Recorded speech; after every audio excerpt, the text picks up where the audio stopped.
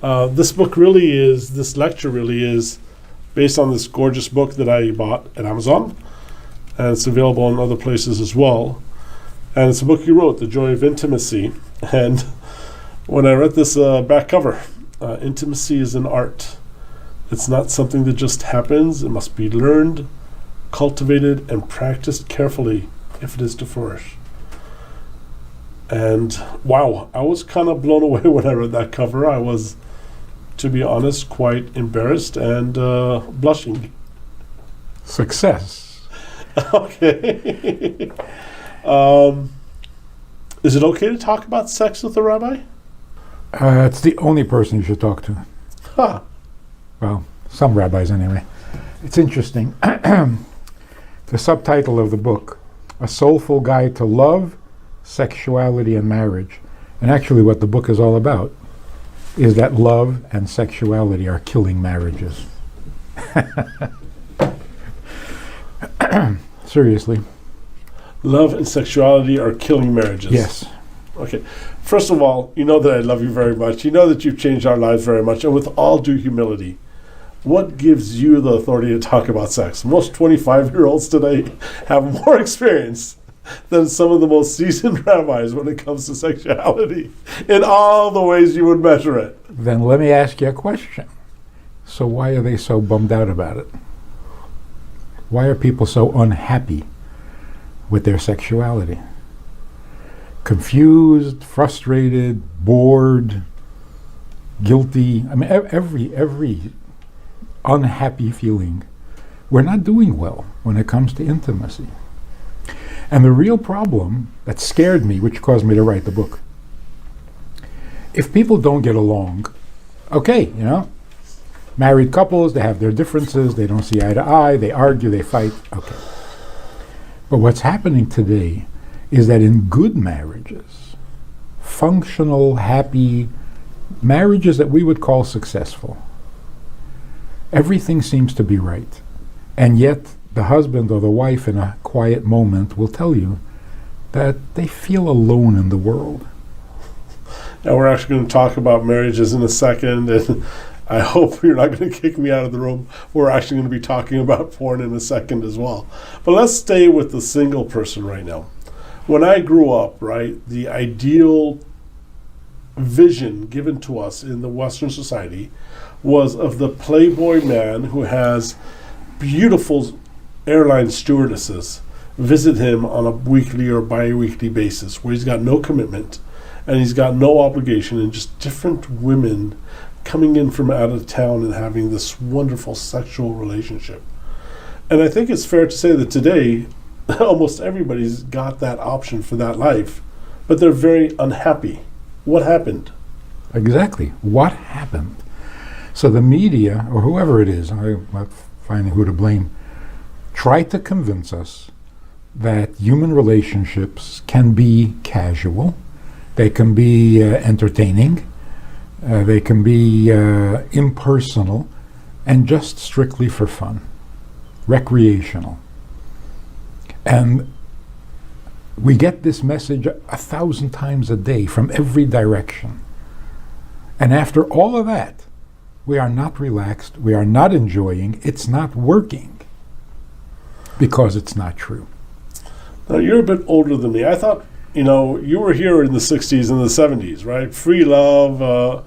In fact, I looked up the definition today before our meeting. Having sexual relations according to choice without being restricted by marriage or other long-term relationships. That was the definition of love in the 70s. And they tried it, and it didn't work, and it fell apart. And it seems like we're on that again. Is that where we are? Are we back to what it was in the 70s, where people just have sex with everybody for whatever reason? I think it's worse. You think it's worse? Much worse. Back then it was, you have free love and you have sex as much as you want, and it didn't satisfy. Today it's making people crazy. I mean, we don't know what it is anymore. It's very sad that people are not even interested in sex anymore. It's true. I have two friends who are unmarried. One of them's 30. One of them is in his 40s. both very, very good-looking, nice, successful men who have not been married, who are really good guys, true friends of mine. And both of them are reporting to me that if they have sex once every 6 months, twice a year, that's good enough, because they got to focus on their body and being healthy and on their business. And I'm like, wait a minute, what happened here? So here's the scary thought. Is that how a society becomes extinct? I'm serious. Is that what happened to the Romans? I don't know. I think so. Huh? They just quit. Okay, let's go through one more statistic. Again, preparing for today's talk, before the 70s, adults were surveyed, and most of them had like 3 sexual encounters with different people. After the 70s, the number went up to about 5 or 6. In the early 2000s, I think it was like 2008, they did the same survey, and they found the average number was 11. And it seems like all of a sudden, since 2010 till now, in these last 8 years, that number's gone to 100, 120 sexual relationships before people get married. It's almost like it was like going up, and all of a sudden, whoom, went way up. What happened there? All bets were off. People got desperate and just threw caution to the wind and decided to maybe the quantity will make up for the lack of quality. And what's happening out there today? It's not working. It's not. No. I actually read recently that in England, the health department, the government, started a new division specifically targeting the problem of loneliness. It's a health hazard. People who feel alone in the world, their immune system crashes, and they're vulnerable to all sorts of diseases and stuff. Being alone is a terrible feeling. It's not loneliness, because these people are very active, they're very sociable, they're all over the place, they travel, they have friends, they have thousands of likes on their site, so the word like has lost all meaning, the word love has lost all meaning, sex has lost all meaning. Jackie Mason has this routine. Jackie Mason jokes. I don't know how you learned them, but I love it when you say. He says he comes to California and nobody seems to be employed. Everybody's sitting around in cafes all day long. So he asks them, "Don't you have a job?" And they say they're producers, and they're producing their next movie, and they're trying to decide where to put the sex scene. So he says to them, "Why does every movie have to have a sex scene?" And they say, because the movie is a depiction of reality in real life, and in life, people have sex. And he says, yeah, but they also have soup. Why does it have to have a sex scene, not a soup scene? And more people have soup than sex. Because nobody ever says, soup? No, I got a headache. So it's a really funny routine, but there's some truth to it. Sex today has become soup. I'm kind of embarrassed having this conversation with the rabbi. I don't know why I'm actually flushing. We've known each other for 15 years. Try this. Ask a friend of yours, what exactly is the difference between soup and sex? Yeah, I remember you actually put out a video. Right. I remember the first time we were in David Suisse's office and you asked that question. I was newly married. And I was like, God, this guy is nuts. And then I sat down and made a list, and I was quite embarrassed by the results. No, so the real tragedy is that sex today has become soup.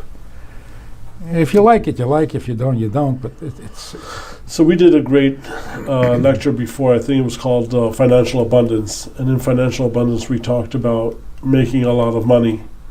And you mentioned that if you make a lot of money just to make a lot of money, that can lead to depression or something like that.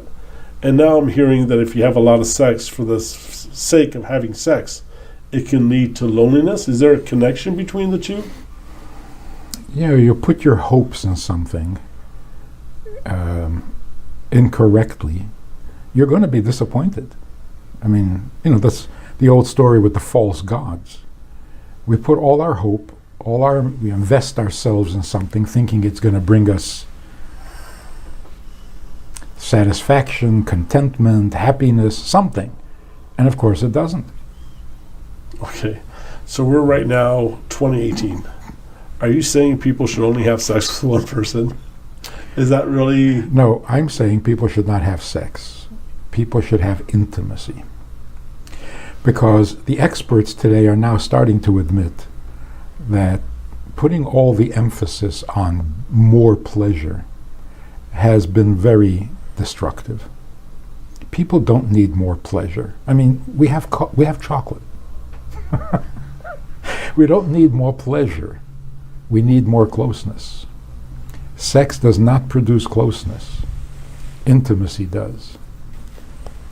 So what I'm saying is that sex has replaced intimacy, and we're paying a terrible price for it. But let me explain how this love and pleasure are destroying marriages. Because if I marry someone for their money, I say, I love you for your money, and then you lose your money, I'm not going to love you anymore. Well, I never loved you. It's a misnomer. I never loved you. I just loved the money. I tolerated you because I wanted the money. If you don't have the money, I have no tolerance for you. Right? I mean, that's obvious. Why is it any better if I marry you for love? If I marry you for love, it's not you, it's the love. I am married to the love. If the love is gone, I don't tolerate you. What are you doing here? I don't need you, I just wanted the love.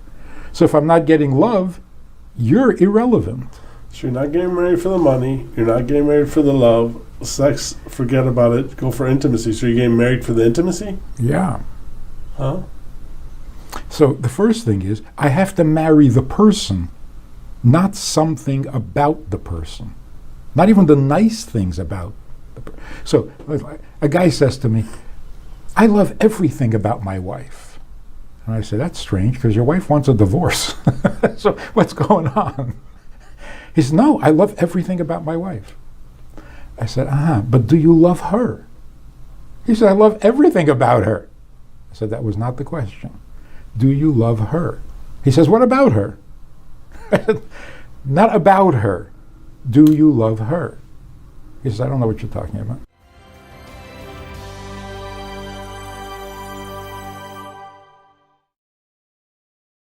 Partner with Rabbi Friedman. Visit itsgoodtoknow.org/support.